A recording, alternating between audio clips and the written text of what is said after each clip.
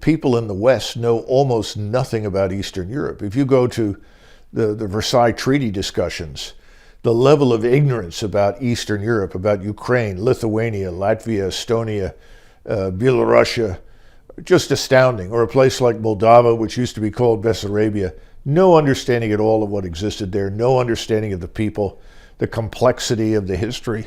And that resulted in numbers of bad decisions that produced the Versailles Treaty Organization.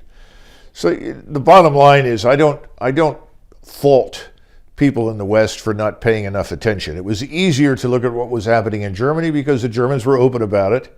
You could walk the streets and see what was happening, and there were still plenty of Germans willing to talk to you. Well, in January, I was asked whether or not the Russians would go in.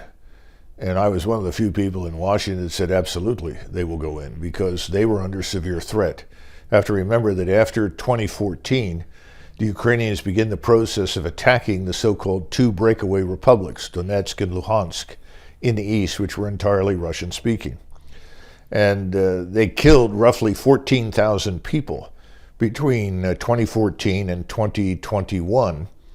And that was one of the reasons that we had the Minsk Accords, because Putin, who was trying to avoid a war, went to the Western powers and said, look, we've got to have some sort of solution in Ukraine which provides for the welfare, care, and security of the Russians living on Ukrainian soil. No one was particularly interested in listening. I mean, this is the great tragedy. Ukraine as a nation has been destroyed. They started out, we think, with maybe 37 million, 37.5. Remember, if you go back into the early 90s, they had almost 90 million people living in Ukraine. When this war started, there were about 37.5 million. There were already 2 million Ukrainians working and living in the West. In other words, everywhere from London to Rome. Now add to that 10 plus million refugees. At least 2 million Ukrainians that were Russians have gone into Russia. Another 9 million Ukrainians plus have gone into Western Europe.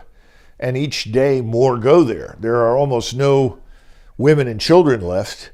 You do have some men, but we're looking at somewhere between 18 and 22 million people left in Ukraine. And how many of those men are physically fit and capable of fighting? I don't know what that potential is, but it's way below what people estimated initially.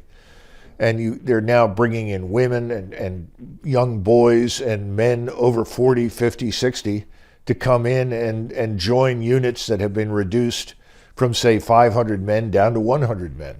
I mean, this is a tragedy unlike anything we've seen since World War II unfolding in front of us. Well, if you look at the people that are running the show in Ukraine right now, they don't seem to be terribly concerned about the destruction of the Ukrainian nation and its state. I think the only thing that we've done is played a key role in the destruction of Ukraine.